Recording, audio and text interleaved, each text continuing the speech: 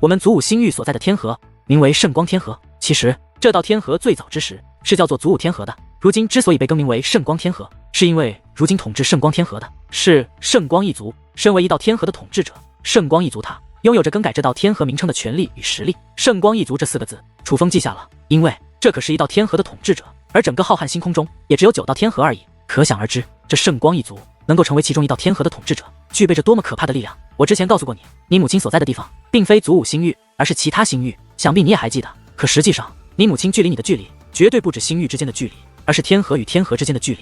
我们所在的天河叫做圣光天河，而你母亲所在的天河叫做七界天河，并且你母亲身属的势力叫做七界圣府。七界圣府。听到这里，楚风目光一动，紧接着女王大人的声音也是随之响起。楚风，圣光一族是圣光天河的统治者，而你母亲所在的势力叫七界圣府，那是不是说你母亲所在的势力便是那七界天河的统治者？女王大人问道。很有这种可能，楚风说道。而在楚风与女王大人猜测之际，楚风父亲所留阵法的声音则是一直在响彻着。凡儿，相信听到这里，你的心中已经有所猜想。如你所想，你母亲所在的势力非常强大，强大到已经统治了那条天河。但是天河之中也有强弱之分，你母亲所在的七界天河是强于我们所在的圣光天河的。简而言之，你母亲所在的七界圣府是要强于我圣光天河内最强的势力圣光一族的。相信听到这里，你一定很好奇，你母亲所在的势力究竟是一个怎样的势力，竟然强大到了这种地步。其实这与你体内流淌的那高贵的结界天赋有关。七界圣府汇集着浩瀚修武界内最强大的界灵师，几乎所有强大的界灵师都聚集在那里，那里是界灵师的圣地，因此才被命名为七界圣府。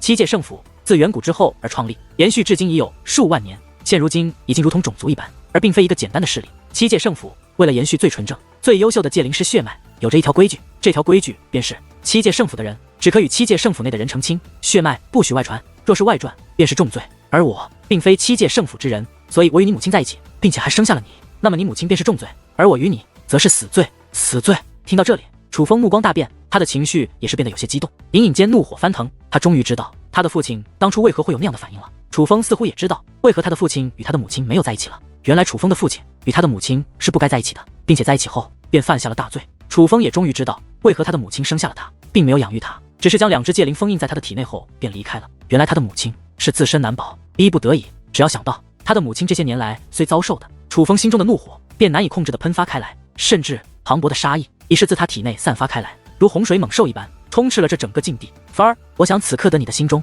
怕已是怒火涌动，但是我希望你能够稳定你的情绪，听我说完接下来的话。现在你与我皆是七界圣府所寻找并且想要灭口的人，因为我让七界圣府的血脉变得不再那么纯粹，而你便是那个他们眼中不纯粹的血脉。但现在你我父子2人还是安全的，因为七界圣府并不知道你我究竟是谁，更不知道我们在哪里。之所以会这样，是因为你的母亲独自一人抗下了一切。你母亲原本是七界圣府最优秀的人，有机会成为七界圣府的继承者，只因为这件事，她沦为了七界圣府的罪人，如今被七界圣府所关押起来。你我父子2人都有这个责任去将你母亲解救出来。可是七界圣府太强了，强大到如今的我都没有把握可以与其抗衡，就更不要说现在的你。解救你母亲的事便交给魏父了，因为相比于你，身为你母亲的相公，魏父更应该去亲手将自己的爱人解救出来。并且虽然你母亲犯下大错，可是因为她的天赋，七界圣府倒是不会真的把她如何，并且魏父也终有一日会亲手将你母亲解救出来。所以关于你母亲，你倒是不用太过担心，她现在很安全，并且迟早会恢复自由。而魏父其实希望你可以去做另外一件事。听到这里，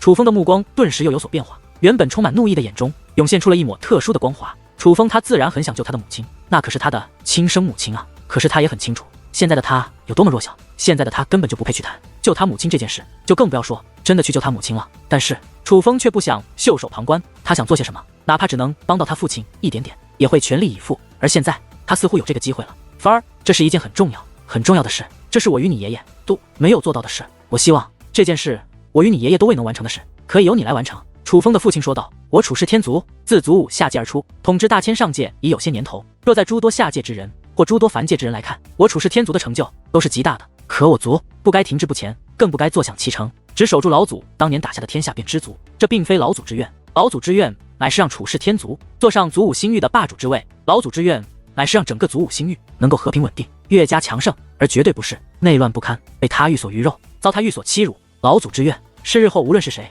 无论出自哪个上界、凡界或下界，但只要他是祖武星域之人，只要他在外之时爆出祖武星域4个字，便会受人尊敬。只是此事之难，连老祖都未能做到，因此这成了老祖之遗愿。为了老祖之遗愿能够实现，我曾努力过，你爷爷也曾努力过，可我们目前最大的阻碍并非是修为的突破，而是星域主界。星域主界对外软弱无能，多次被周边星域所欺辱而不敢反抗，是他们的软弱无能导致我祖武星域在圣光天河内地位极低，成诸多星域眼中的笑柄。可星域主界虽对外软弱无能，对内却是霸道无比，他们不容许任何人、任何势力威胁到他们的地位。凡是有人威胁到他们，便会立刻遭到他们的打压与针对，甚至是屠杀其全族。祖武星域曾发生过多次强大家族在一夜之间被屠杀的惨案，而聪明人都知道，其实这罪魁祸首正是这祖武星域的统治者星域主界。实不相瞒，你爷爷当年便是因为遭到星域主界的暗杀，身负重创，不得不离开祖武星域。听到此处，楚风的双拳顿时握紧，那弥漫此处的杀意更是变得越加浓郁。他只知道星域主界曾打压他的爷爷与他的父亲，却没想到他们竟然真的动了手，竟然谋杀他的爷爷。楚风此刻甚至开始怀疑他爷爷的失踪是否与星域主界有关，是否已经遭到了星域主界的黑手。不只是你爷爷，其实我当年也是察觉到了星域主界的不善，所以只能离开。而在我离开的日子里，楚氏天族则一直被星域主界暗中监视。那段时期的楚氏天族宛如人质一般，被星域主界牢牢地抓在手中，因为他们怕我回来的时候便会威胁到他们，所以想用整个楚氏天族来要挟我。若是我回来之后胆敢有不利于他们的举动，并且超出他们的掌控范围，他们便会屠灭整个楚氏天族。因此，当我带你回到祖武星域的时候，曾故意找机会与他们交手，并且故意败了。正因为我的败，这才让他们放下了戒心。而后一系列事情，相信你也都知道了。但芬儿，有一件事你必须知道，我用委曲求全来换取星域主界对我楚氏天族放松警惕，让楚氏天族摆脱他们的监视，并不是因为我惧怕他们。你父，我这一生从未惧怕过任何对手，但是我却想救你的娘亲，为此我还不能与星域主界开战，至少那个时候不能，否则若是此事传出，引起你那7届圣府的注意，怕是会暴露你我父子的身份。至于现在，我有更重要的事要做，所以老祖之遗愿，我希望可以由的儿子芬儿你来完成。但你要记住，击败星域主界，让我楚氏天族统治祖武星域，绝对不只是野心，更不是只为了我楚氏天族的地位，其实更多的乃是为了祖武星域的人，为了祖武星域，这才是老祖之愿。芬儿，父亲知道你起初努力修炼，为的是证明自己，而后你努力修炼，为的是守护家人和朋友，但修武者之志绝不该止步于此。当你拥有的力量越强，你就应该用这力量去做更对的事。现如今的星域主界已是混乱不堪，莫说守护祖武星域，维持祖武星域的秩序，就连星域主界的人也在暗中做一些见不得人的勾当，一切皆为自己利益，不顾他族死活，甚至不惜残害祖武星域之百姓。若继续让他们来统治祖武星域，那么祖武星域总有一日会毁在他们手中，所以是时候取代他们了。只是这条路很难走，星域主界不会让他人危及到他们的地位，当你展露锋芒之际，便会被他们列为眼中钉，所以想要推翻他们这条路，可谓危险重重，与死神为伴。芳儿，你可还愿意走这条路？可还愿意去完成你父亲与你爷爷都未能完的我楚氏天族老祖之遗愿？楚轩辕对楚风问道。父亲，我愿意，我一定会完成这件事，推倒主界星域，为了您，为了爷爷，为了老祖，为了楚氏天族，为了这祖武星域的苍生。楚风的声音铿锵有力，极为响亮，从他的声音中便可听出楚风的决心。楚风绝对不是说说的，他是真的要准备找星域主界的麻烦。其实在来到此处之前，楚风就已经做好了这个决定，楚风不会容忍一个暗害他爷爷和将他父亲逼走的势力继续在这祖武星域作威作福。更何况楚风觉得他父亲说的很有道理，如今的星域主界除了捍卫自己的地位外，根本就不管其他上界的死活，否则祖武星域又岂会发生上界之门开启，便必有一场大战之势。身为星域霸主却不做应该做的事，这样的势力该推倒，哪怕不为自己，为了整个祖武星域的苍生，楚风也该这样做。就在此刻，楚风的父亲忽然笑了。其实我听不到你的回答，因为这只是一座阵法，而并非是我，但是我知道我的风儿一定不会让我失望，只因为你是我的儿子。楚轩辕笑着说道，那眼中更是寄予厚望。看着这样的目光，楚风就仿佛觉得真的是自己的父亲在看着自己，于是在心中暗暗发誓，一定要完成老祖之遗愿，哪怕赴汤蹈火也是万死不辞。因为这不仅仅是老祖之愿，还是他爷爷之愿，还是他父亲之愿，此刻也是他之愿。风儿，我知道除了你母亲，你也很想知道紫菱现在的情况。紫菱并未与我一同走，现如今的她正在一个地方修炼，至于那是什么地方，其实并不重要，你只要知道待她修炼成功，自然会去找你。紫菱是一个好姑娘，如果说你努力修炼是为了守护家人，那么她努力修炼只是想帮你，所以你小子一定要善待于她。而我想与你说的话便是这么多，除了这些话，我什么都没有给你留下，因为我希望你可以凭借自己的力量去获取自己想得到的。至于这个境地内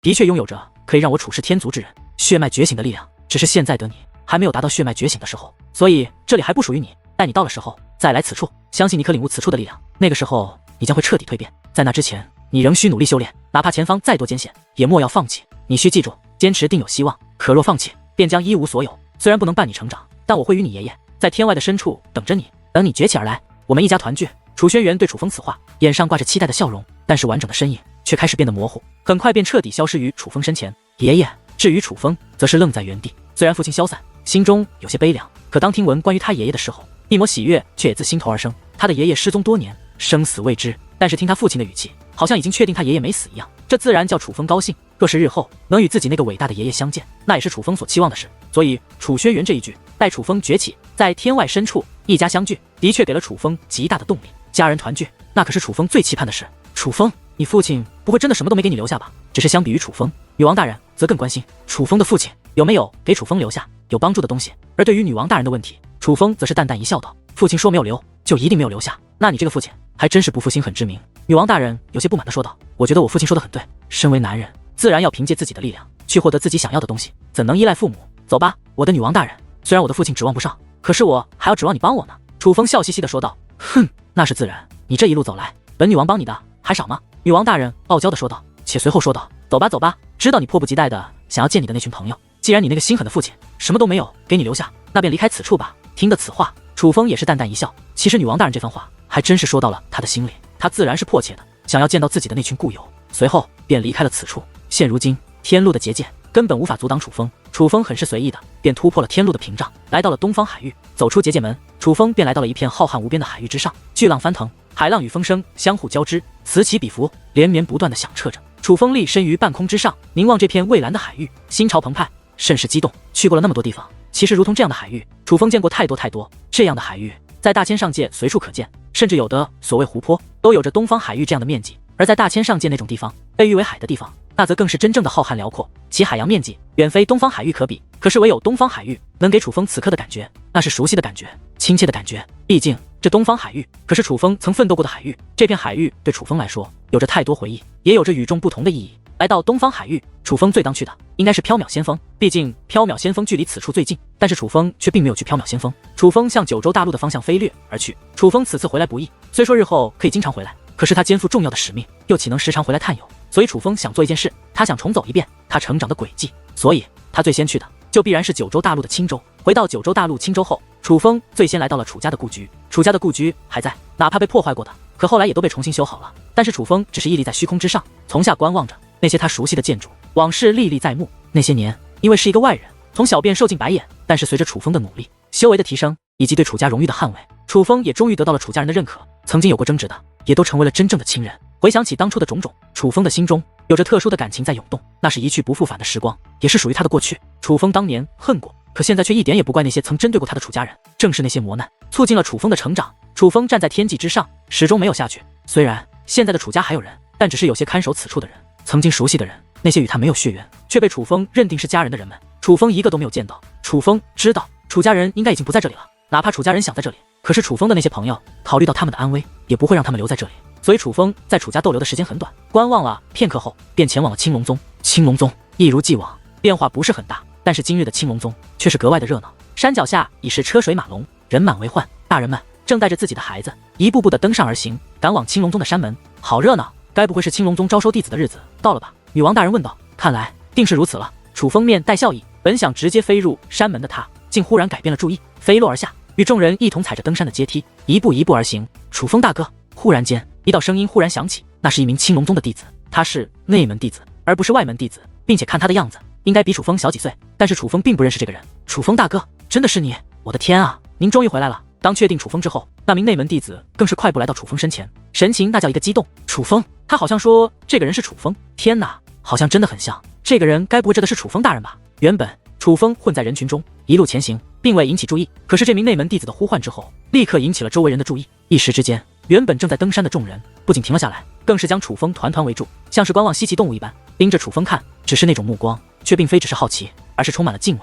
因为楚风在九州大陆可早就是一个响当当的称号。楚风大哥，您不记得我了吧？那名内门弟子对楚风问道。你是？楚风整理了一下记忆众人的人，还真是想不起来认识这样一个人。其实您不记得我也很正常，毕竟我们只是一面之缘。这名内门弟子尴尬地笑了笑，随后说道。那一年，我刚刚到了拜入宗门的年纪，我娘亲带我来青龙宗，而那个时候刚好是楚风大哥接待的我们。因宗门关闭，我娘亲还与楚风大哥发生了不愉快。想起来了。听到这里，楚风恍然大悟，他记起来了。那个时候，楚风还是青龙宗的外门弟子，每天只能做着杂役一般的工作。每当青龙宗招收弟子的时候，楚风便要到这大门的门口接待前来加入宗门之人。而那一日，楚风接待了一个妇人，妇人不满宗门关闭，便难为楚风，还是楚月姐出现替楚风解了围。那一日，楚风一辈子都不会忘，因为那对楚风来说可谓是一个真正的转折点。就是那一日，楚风凭借楚月赠予的一棵仙灵草，楚风打破了许久难以突破的困境。虽然在那之前，楚风一直在努力修炼，蓄势待发，可那棵仙灵草却成了楚风爆发的一个点。正因为这些，楚风对那一日发生的事也是记忆犹新。而想必这个内门弟子就是那个妇人当日所带着的小男孩了。现在一看，还真别说，虽然当初的小男孩已经长大成人，可是眉宇之间还依旧能够看到当年的影子。原来是你，想不到你最终还是来到了青龙宗。当知道对方的身份后，楚风看到反而有了一种亲切感。楚风大哥，正是我呀。虽然那一年我错过了加入青龙宗的机会，可是后来我还是加入了青龙宗。在那之后，我可是听着楚风大哥的事迹长大的，只是碍于我身份卑微，始终未能再见到楚风大哥。可是当年的一面之缘，却也让我对楚风大哥留下了很深的印象。正是当年的事，才导致我现在每次青龙宗招收弟子都会来这里帮忙。想不到今年竟然遇到了楚风大哥。楚风认出了自己，这位当年的小男孩也是变得兴奋不已。楚风与小男孩闲聊一番后，便登入了青龙宗的山门。但是进入青龙宗山门后，楚风却并未久留，因为楚风得到了一个消息：楚孤羽、楚越等楚家众人，以及青龙道人李长青、诸葛流云、妖猴王等楚风熟悉的前辈们，现在都不在青龙宗。据说他们已经前往了五至圣土，并且去了有一段时日了。而他们此去乃是为了增进修为，只是具体如何增进修为，留在青龙宗的人也是不知。既然熟悉的故人皆是不在此，楚风自然也就没有必要久留于此。于是楚风再度返回了东方海域，但是楚风却依旧没有直接前往缥缈仙峰，而是来到了一片血色的大海之上。这片大海有一个令人印象深刻的名字，那便是无极血海。楚风之所以来到这里，是因为这里对楚风来说有着一段难以忘怀的记忆。当初在无极血海，楚风遇到了一个小女孩，那个小女孩叫做小鱼儿。那小鱼儿来历不明，却很是不凡，与楚风共患难，结下了一段不寻常的友谊。小鱼儿离开了，并且亲自说过不会再回来。楚风曾想过，小鱼儿可能与那撕裂虚空的巨手有关，小鱼儿可能本身就不属于这里，她应该是属于天外的。虽然相识短暂，可若是可以，楚风倒是想要看一看那个当初的小丫头。真是想不到，那个小丫头在你心里的分量还不低。女王大人对楚风说道。因为楚风来到这里后便久久不语，虽然看不到楚风的目光，可是却能够与楚风共享视听。楚风所望之处皆是小鱼儿出现过的地方，女王大人可以感受到楚风对小鱼儿的思念。小鱼儿那个丫头宛如我的妹妹一样，多年不见，自然思念。楚风倒也并未隐瞒，而是如实说道。思念又如何？那个小丫头现在不知道去向何处了。女王大人说道。咦，我怎么听这语气不对？我的女王大人该不会是吃醋了吧？楚风笑嘻嘻地说道。吃醋？你想多了，本女王何时吃过谁的醋？更何况小鱼儿那个小丫头，本女王还挺喜欢的。你以为就你想她？本女王也很想她。女王大人撇嘴说道。听得此话，楚风的心反而是拔凉拔凉的。是啊，女王大人，她何时吃过醋啊？这个丫头甚至看到漂亮的自己中意的姑娘都会立刻做起小红娘，撺弄楚风去追求人家。想到这里，楚风只得叹息一声，随后身形一转，便离开了此处。无极血海还是那片无极血海，只是小鱼儿已不在了，留下的只是一段回忆。楚风留恋当初，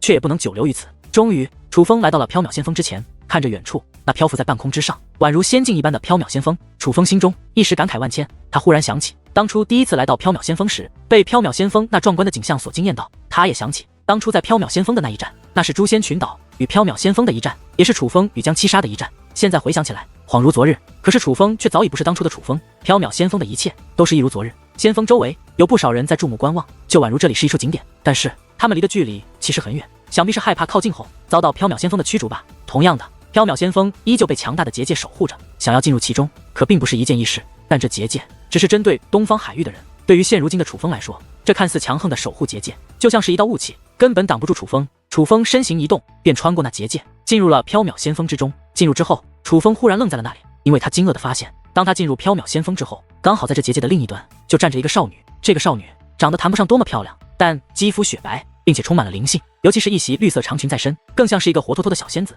此刻刚好这少女也发现了楚风，二人四目相对，大胆，竟敢擅闯我缥缈仙峰，受死！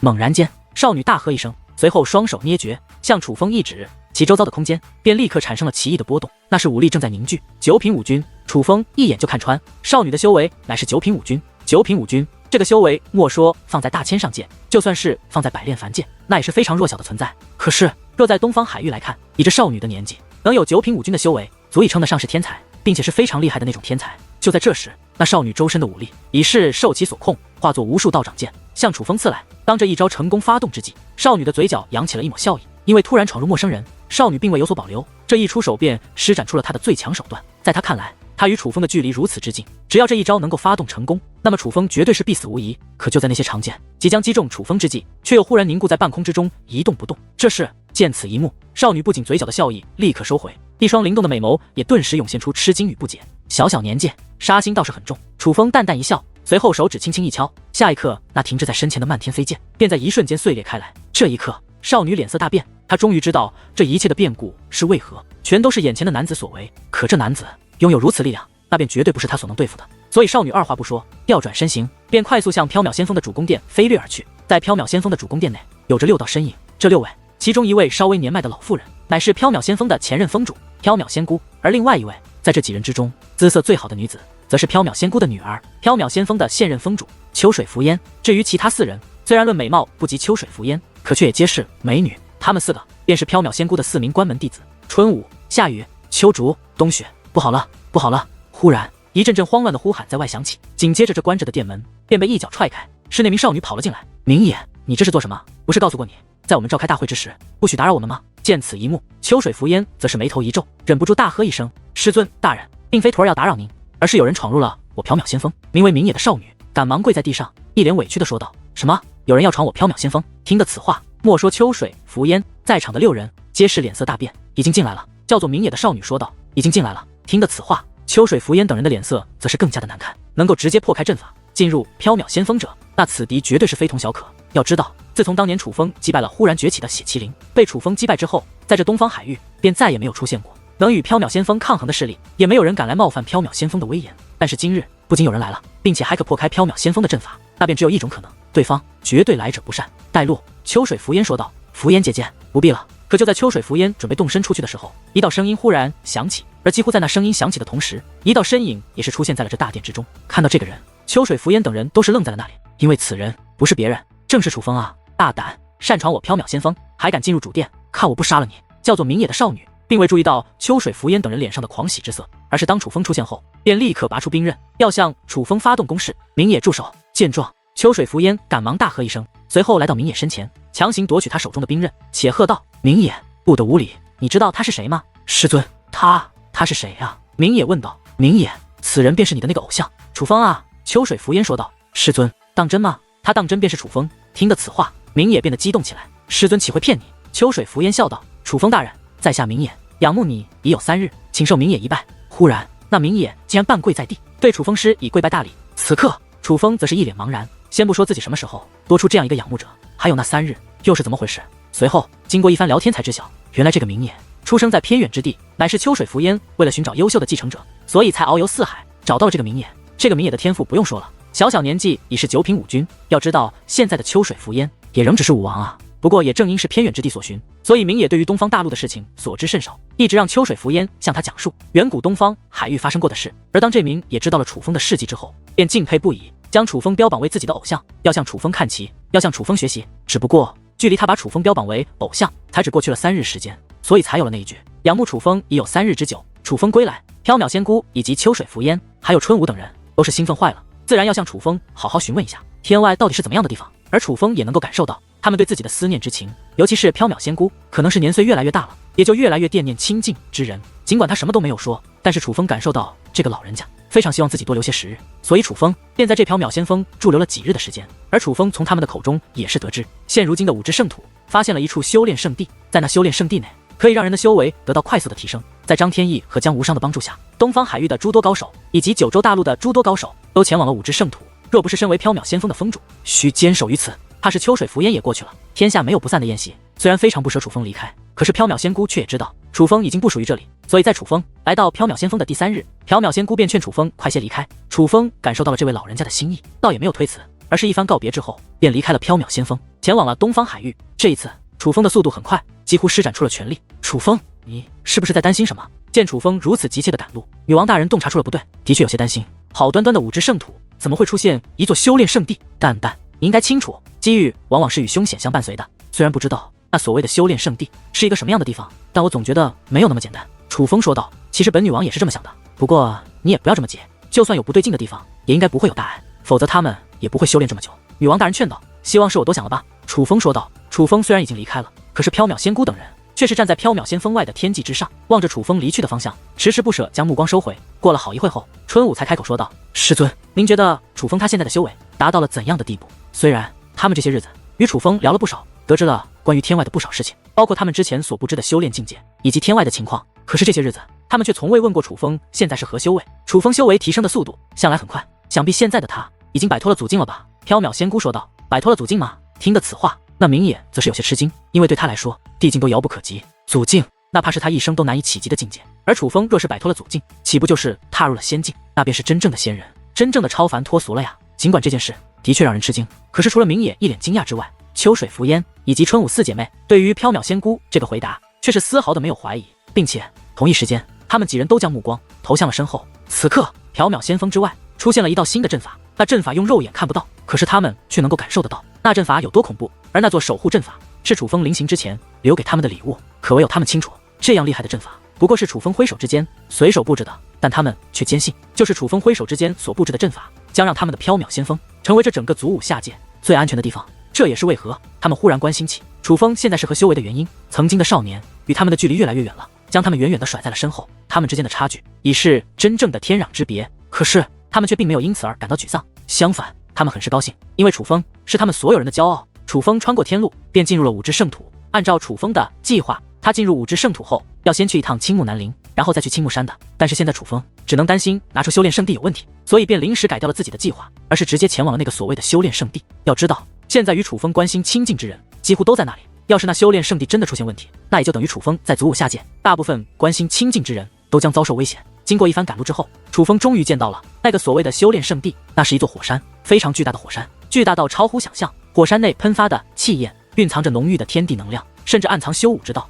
眼下足有数千万人都盘膝而坐，盘坐在那火山之上的虚空上面，闭目修炼。一眼望去，楚风还看到了一些相识之人。而在火山之外，有着无数座宫殿，这些宫殿来自不同的势力，几乎五之圣土所有强大的势力都聚集于此。只是此刻，楚风却是眉头紧皱。楚风非常清楚，在他还在五之圣土的时候，五之圣土是没有这座火山的，这座火山应该是在他离开后出现的。最重要的是，楚风从那刻修炼的气焰中感受到了邪恶的气息，这说明楚风的担心并非是多余的。这忽然出现的修炼圣地蕴藏着未知的凶险。父亲、师尊、诸位前辈，我的兄弟姐妹们，许久不见，大家可还安好？忽然，楚风的声音响彻开来，比雷鸣还要刺耳数倍，扩散。莫说是那些没有进行修炼的人，就连那些在火山上方正沉浸在修炼中的众人，也是被楚风的声音给惊醒。忽然间传来的声音让许多人都是神经一紧。要知道，这里可是有着规矩的，不许大呼小叫影响他人修炼，若敢违背，可是要被永久赶出此处的。现在有人这样高呼一声，吵醒了在场的所有人，人们下意识的便觉得这个人完蛋了。一时之间，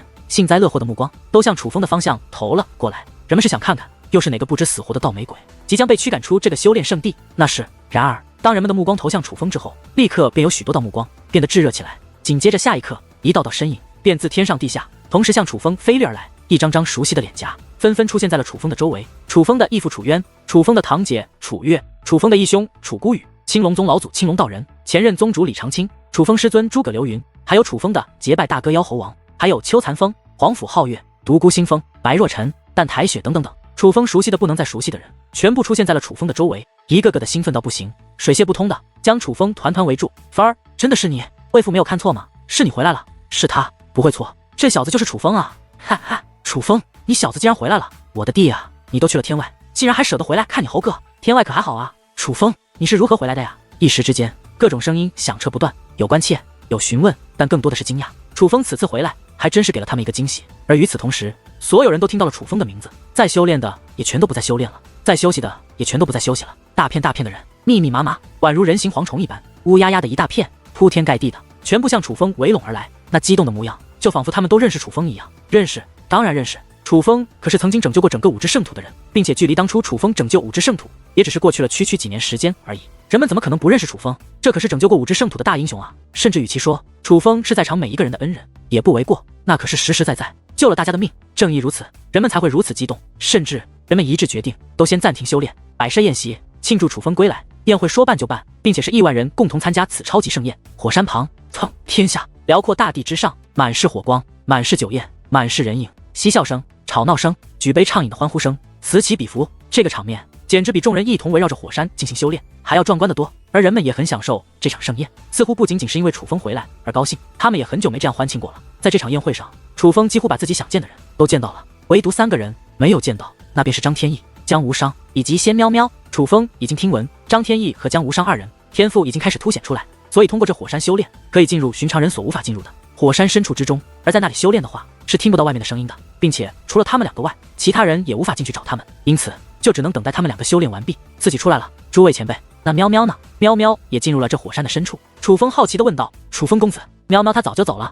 一个美丽的女子对楚风说道：这名女子很美，可以说是美的别致的那种，因为她不是人族的美女，而是精灵族的美女。此女乃是精灵王国的大公主，仙喵喵的姐姐仙灵月。走了，莫非喵喵已经去了百炼凡界？听得此话，楚风心中一沉。当日离开这祖武下界的时候，楚风便与仙喵喵说，日后到了百炼凡界一定要联系他。只是在楚风还在百炼凡界的时候，始终没有得到仙喵喵的消息。楚风甚至还特意调查过仙喵喵的消息，生怕仙喵喵来到了百炼凡界，却没有联系到他。只是始终没有在百炼凡界找到仙喵喵。而现在来看，仙喵喵极有可能是在楚风离开百炼凡界之后，进入了百炼凡界。喵喵去了哪里，我们并不知晓，因为喵喵他不是自己走的，而是被他母亲的族人接走的。仙灵月说道：他母亲的族人。听得这几个字，楚风则是神色一动。仙喵喵的母亲，那可不是寻常的角色，那可是拥有9条命等强大血脉的存在。而仙喵喵母亲家族的人，想必也是与仙喵喵母亲一样，拥有着那种特殊且强大血脉的族人。他们可说过去了哪里？楚风问道，并未说过喵喵是被那些人强行带走的。提及此事，仙灵月叹息一声。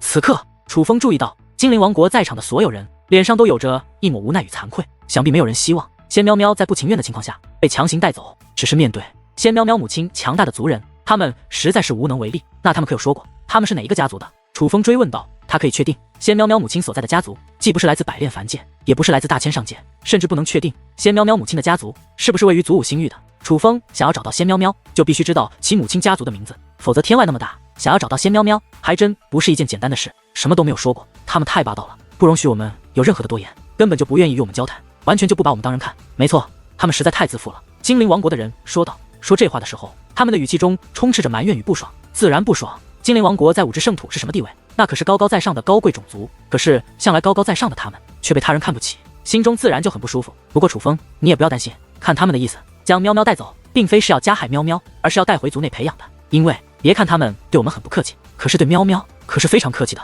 所以除了喵喵自己不愿意回去之外，其实他回去也许是一件好事，毕竟喵喵留下来我们都帮不到他，根本不知道该如何发挥出他的天赋。仙灵月说道。楚风点了点头，只是他的目光却有些犹豫。如果说仙喵喵的家族将仙喵喵带回族内，真的只是为了培养他，那自然是好事一件。可是仙喵喵本身不愿意回去，却被强行带走，这违背了仙喵喵的意愿，这让楚风有些不喜。诸位前辈，这座火山出现多久了？打探过仙喵喵的事后，楚风便将问题投向了这座火山。楚风早就注意到，在这里的所有人修为都有了不同程度上的提升，并且这个提升还是非常巨大的，甚至已经有人突破了5帝的束缚，踏入了半祖境。这样的变化不可谓不惊人。要知道，在武之圣土来说，半祖境那是多少天才倾其一生精力与付出也无法到达的境界。而现在人们的修为能有如此大的突破，楚风知道这都是那火山的功劳，并且楚风能够感受到那火山内释放的气焰的确非同小可，哪怕自己进入其中也同样可以修炼。只是楚风却不敢，因为那气焰给楚风的感觉非常的危险，那并不是机遇，而是单纯的危险。眼下楚风既然已经察觉到了这个火山的不简单，所以自然要搞清楚来龙去脉。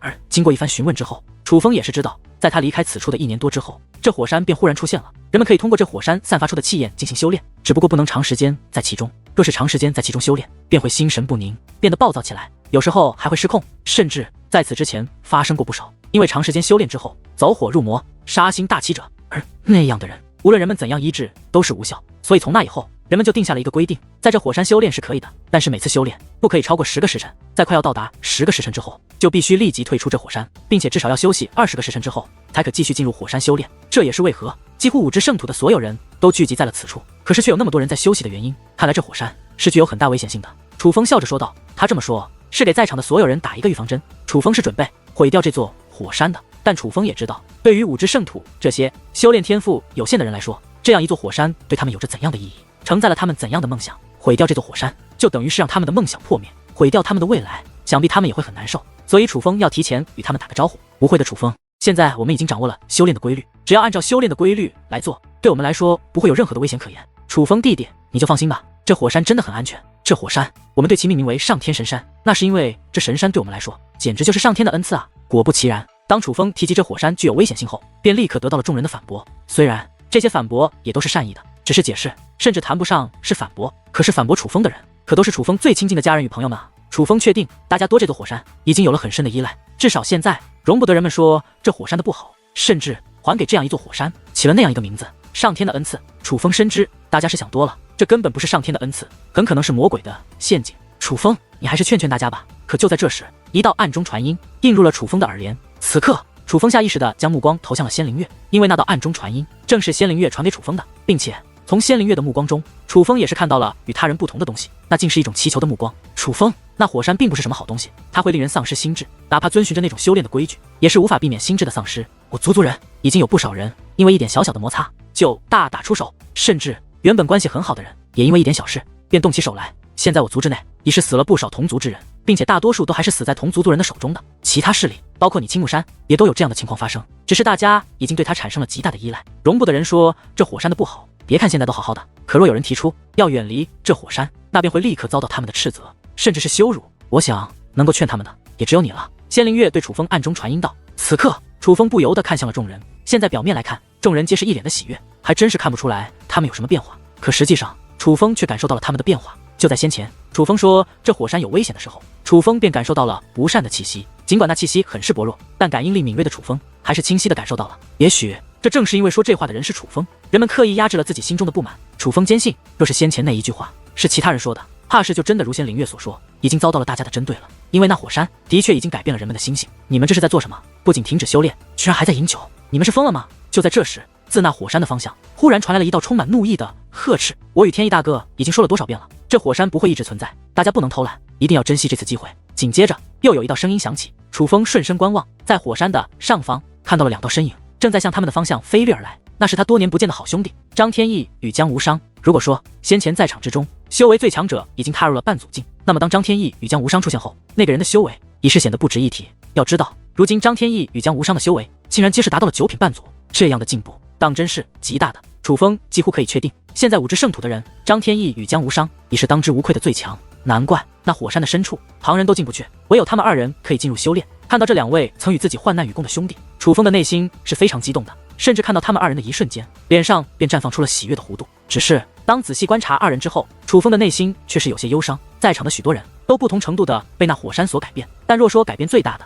其实便是楚风这2个最好的兄弟。他们2人虽然并未表现出来，但楚风能够感受得到，此刻他们2人的身上戾气极重。天意无伤，这可不是我们偷懒，而是我们的大英雄回来了。人群中有人高呼一声大英雄。听得此话，张天翼与江无伤却并没有感到高兴。楚风注意到，在他们2人的脸上竟然涌现出了一抹不爽，他们似乎很是厌烦人们用大英雄这3个字去称呼他人。你们快看，这是谁？紧接着楚风身旁的猴哥则是指着楚风高呼一声。这一刻，张天翼与江无伤的目光才落在了楚风身上。楚风，而当这2位看到楚风之后，那脸上的不爽之色则是瞬间消失不见，取而代之的乃是狂喜之色。我的师弟，你回来了！楚风大哥，你何时回来的？弟弟，我想死你了！一时之间，这2位先前还高高在上的2人，如同回归到了凡界一般，再度拥有了人族的感情。同一时间，他们便来到了楚风的身旁，那叫一个激动。见此一幕，仙灵月的眼中则是涌现出了别样的目光。他已经很久没有见到张天翼与江无伤露出这样的笑容了。自从这火山出现之后，他们2个便越陷越深。随着修为的提升，他们2个也是越发的目中无人。虽然没有明确的提出过要领导谁，可是他们的一言一行都变得霸道无比，隐隐间已经成为了整个5至圣土的主宰者，没有人敢违背他们。可是今日，他仿佛又看到了那熟悉的张天翼与江无伤，那2个和蔼可亲的家伙又回来了。而仙灵月知道张天翼与江无伤会有这样的变化，全都是因为一个人，那便是楚风。仙灵月再度确定，若是有人可以劝阻大家不再依靠这座火山修炼的话，那么那个人一定便是楚风。唯有楚风在众人的心中才有这个重量。当得知原来是楚风归来，人们才停止修炼，甚至大摆宴席后，张天翼与江无伤不仅不再感到不高兴，反而是满脸喜悦的加入到了这酒宴之中。2人一左一右，将楚风围在中间，你一杯我一杯的，那叫一个高兴。楚风大哥，天外如何？那百炼凡界如何？那里的风景可有我5至圣土美？那里的姑娘可有我5至圣土的漂亮？对了，那里的修武者到底是何水平？他们的实力真的比我们高出很多吗？江无伤好奇地追问道。从他的目光中可以感受到他对百炼凡界的期待与向往。百炼凡界的景色的确很美，有着很多奇观，可是在我看来，最美的地方还是咱们的九州大陆，还是属于咱们的东方海域以及这5至圣土。楚风笑着说道。哈哈，楚风弟弟，你这话我爱听，他乡再美也不如咱们的故乡美啊。张天翼哈哈笑道。至于修为吗？百炼凡界之人的修为的确要普遍强于祖武下界。楚风继续说道。那楚风大哥，你觉得我现在的修为进入百炼凡界会是怎样的水平？江无伤问道。你吗？楚风刚欲回答，可就在此刻，张天翼却抢着说道。无伤，你问这种问题不是难为楚风吗？他现在岂能看穿你的修为？听得此话，楚风淡淡一笑，那已经到了嘴边的话又咽了回去。楚风师弟，我说这话你别不爱听，虽然你的天赋要在我和无伤之上，这是公认的事实，但是因为这座神山，我和无伤现在早已是今非昔比。若不是想让修为更强，其实我们2人早就去百炼凡界找你了。不过楚风弟弟，你也不要气馁，如今这神山还在，而以你的天赋，只要刻苦修炼，再度超越我们二人，其实也是迟早的事。所以你此次回来，就不要急着离开了，留下来与我们一同修炼吧。待着神山消失，我们再一同去百炼凡剑。张天翼对楚风说道。虽然他并未明说，可是他这话里话外的意思，却是在说，现如今的楚风已经不如他们二人。这个张天翼几年不见，怎如此狂妄？谁给的他这个勇气？听得张天翼的一番话后，女王大人很是不爽地嘀咕了一声。可是相比于女王大人，楚风却并未说什么，他也没有因为张天翼的这番话而感到生气。楚风知道，这并非是张天翼的本意。若是换作之前的张天翼，就算是他的修为真的超过了楚风，也绝对不会这般说话。如今张天翼如此自负，绝对是受了这火山的影响。